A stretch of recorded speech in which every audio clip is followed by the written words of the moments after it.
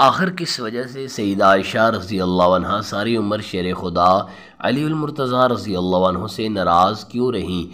مولا علی کرم اللہ وجہہ نے سیدہ عائشہ کے بارے میں ایک ایسی بات کہہ دی کہ جس کی وجہ سے سیدہ عائشہ صدیقہ مولا علی کرم اللہ وجہہ سے اتنی ناراض ہو گئیں کہ پھر ساری عمر حضرت علی سے بات چیت نہیں کی، حتیٰ کہ بات یہاں تک پہنچ گئی کہ ان دونوں کے درمیان ایک خون ریز جنگ ہوئی جس میں ہزاروں صحابی۔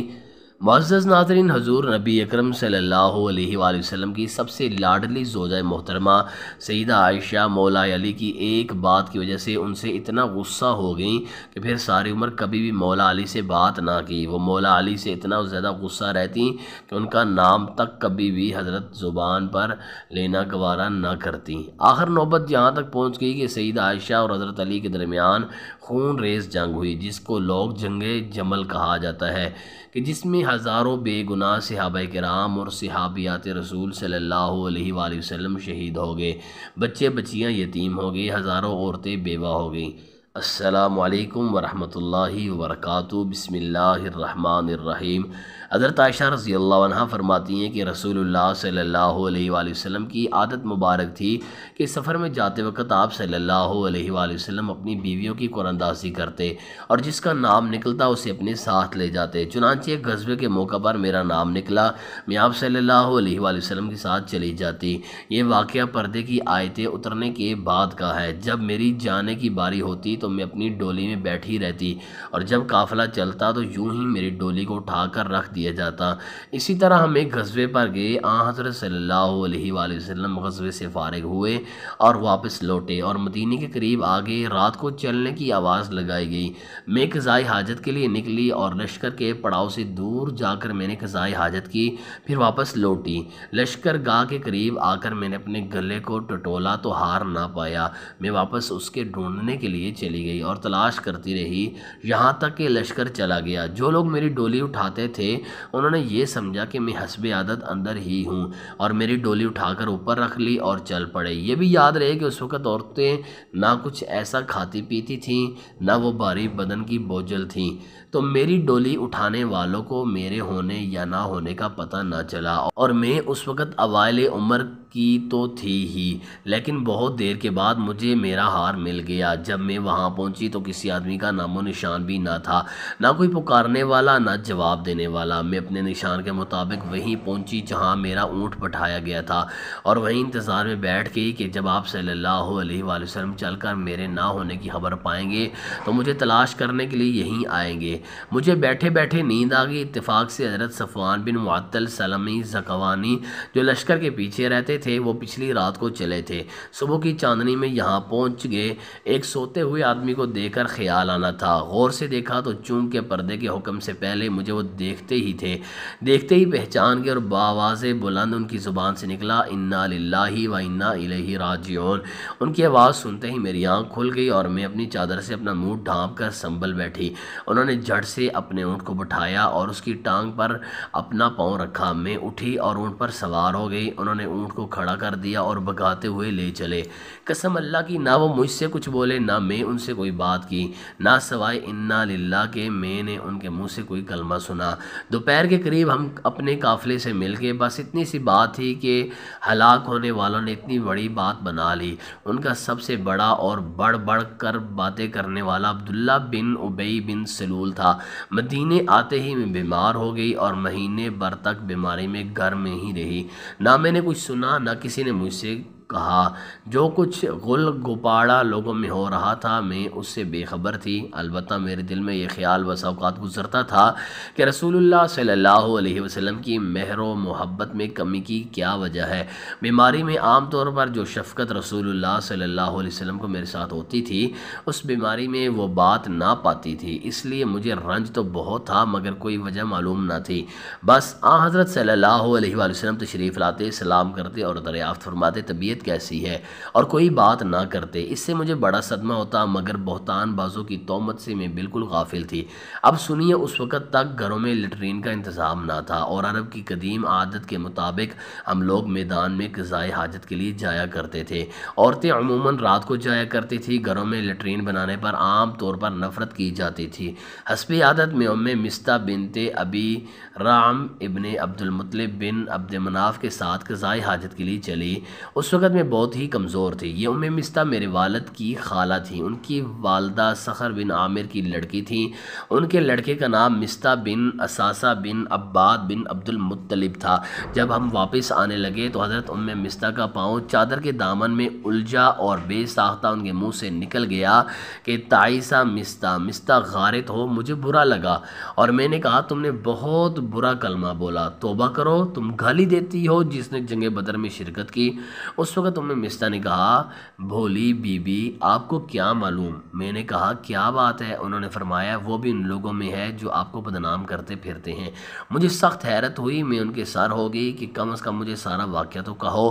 اب انہوں نے بہتان باز لوگوں کی تمام کارستانیاں مجھے سنائیں۔ میرے تو ہاتھوں کے طوطے اڑ گئے، رنج و غم کا پہاڑ مجھ پر ٹوٹ پڑا۔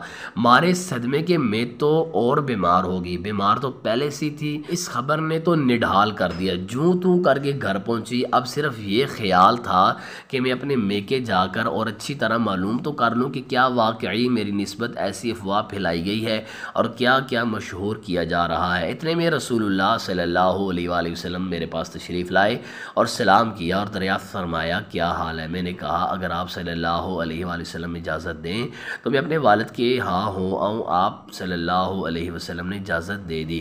میں اپنی والدہ کے گھر آئی، اپنی والدہ سے پوچھا، اماں جان، لوگوں میں میرے متعلق کیا باتیں پھیل رہی ہیں؟ انہوں نے فرمایا، بیٹی، یہ تو نہایت معمولی بات ہے، تم اپنا دل باری مت کرو۔ کسی شخص کی اچھی بیوی جو اسے محبوب ہو اور اس کی سوتنے بھی ہوں، وہاں ایسی باتوں کا کھڑا ہونا تو لازمی امر ہے۔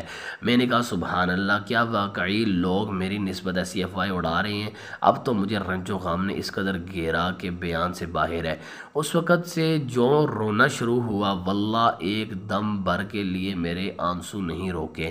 میں سر ڈال کر روتی رہی۔ کہاں کا کھانا پینا، کہاں کا سونا جاگنا اور کہاں کی بات چیت، بس رنج والا اور رونا ہے اور میں ہوں۔ ساری رات اسی حالت میں گزری کہ آنسوں کی لڑی نہ رکی۔ دن کو بھی یہی حال رہا۔ حضرت صلی اللہ علیہ وآلہ وسلم نے حضرت علی کو اور حضرت اسامہ بن زید رضی اللہ عنہم کو بلایا۔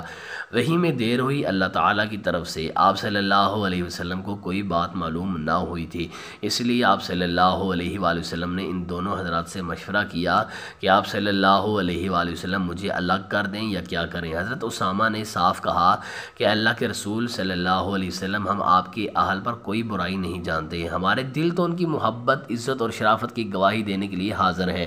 ہاں، حضرت علی نے جواب دیا کہ یا رسول اللہ، اللہ کی طرف سے آپ صلی اللہ علیہ وسلم کو کوئی تنگی نہیں، عورتیں ان کے سوا بھی بہت ہیں، اگر آپ گھر کی خادمہ سے پوچھیں تو آپ کو صحیح واقعہ معلوم ہو سکتا ہے۔ آپ صلی اللہ علیہ وآلہ وسلم نے اسی وقت گھر کی خادمہ حضرت بریرہ کو بلوایا اور ان سے فرمایا کہ حضرت عائشہ کی کوئی بات شک و شبہ والی کبھی بھی دیکھی ہو تو بتلاؤ۔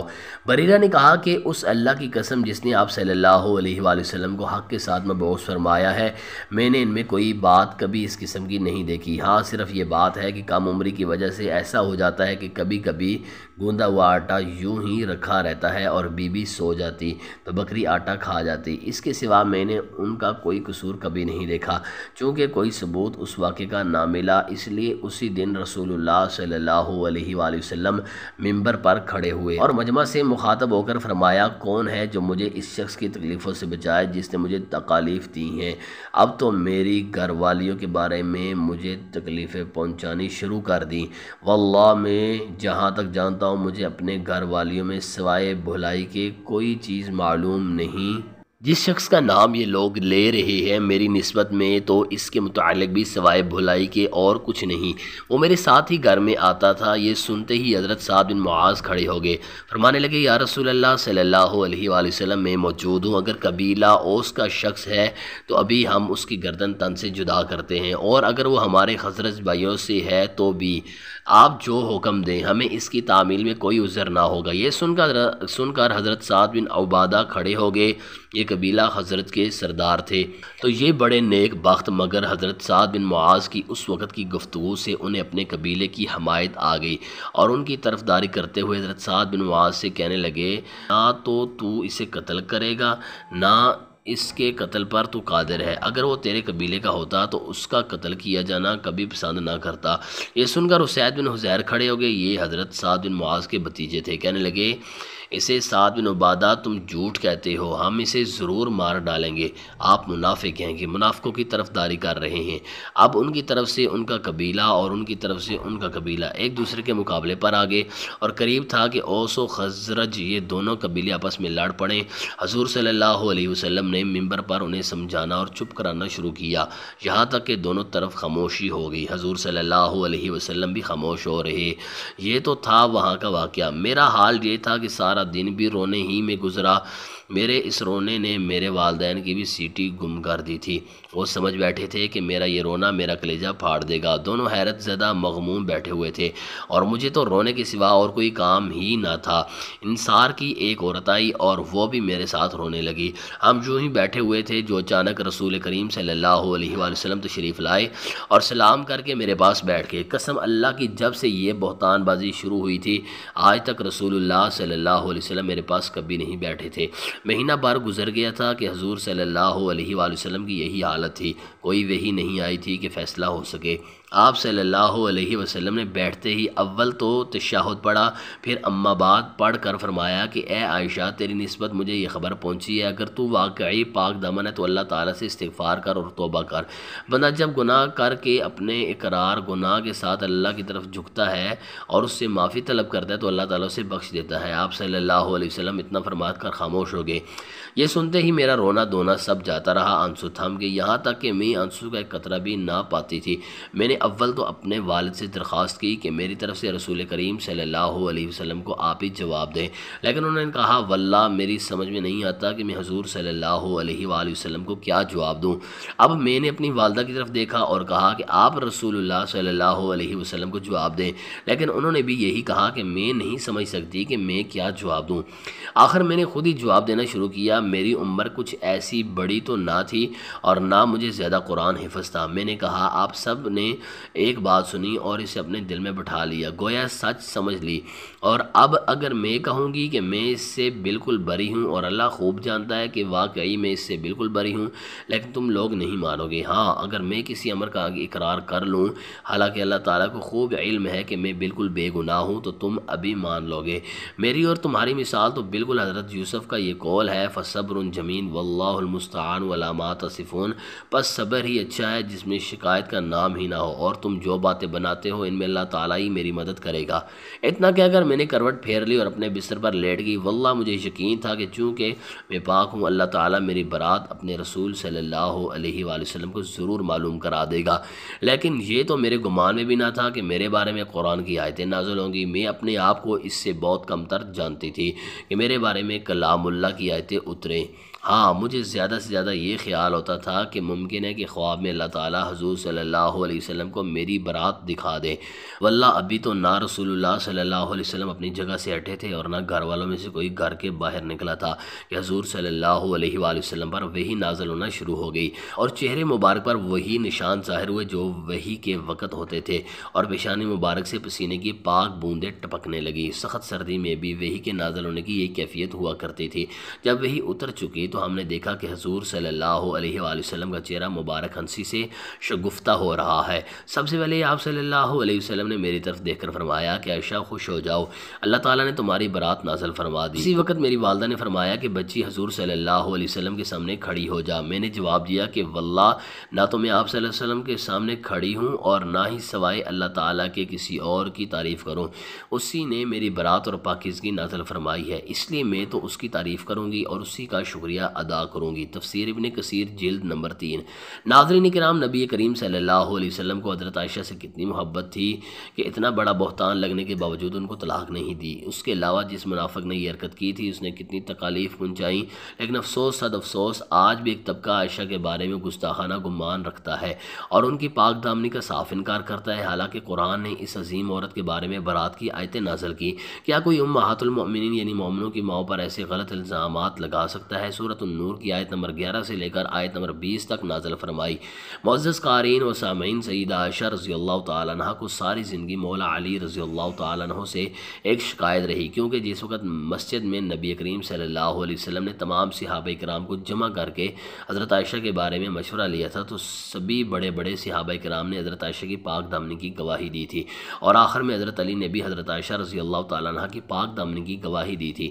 لیکن جب حضرت علی رضی اللہ تعالیٰ عنہ نے حضور صلی اللہ علیہ وسلم کو بہت زیادہ اداس دیکھا تو یہ بات بھی کہہ دی کہ اللہ کے رسول، اگر آپ کو عائشہ پر شک ہے تو آپ عائشہ کو طلاق دے دیں، ان کی جگہ آپ کسی دوسری لڑکی سے شادی کر لیں۔ تو یہ بات جب حضرت عائشہ کو پہنچی تو انہوں نے حضور صلی اللہ علیہ وسلم کو مجھے طلاق دینے کا مشورہ دیا ہے، تو حضرت عائشہ پھر حضرت علی سے اتنا زیادہ غصہ ہو گئی کہ ساری زندگی کبھی بھی ان سے بات نہ کی۔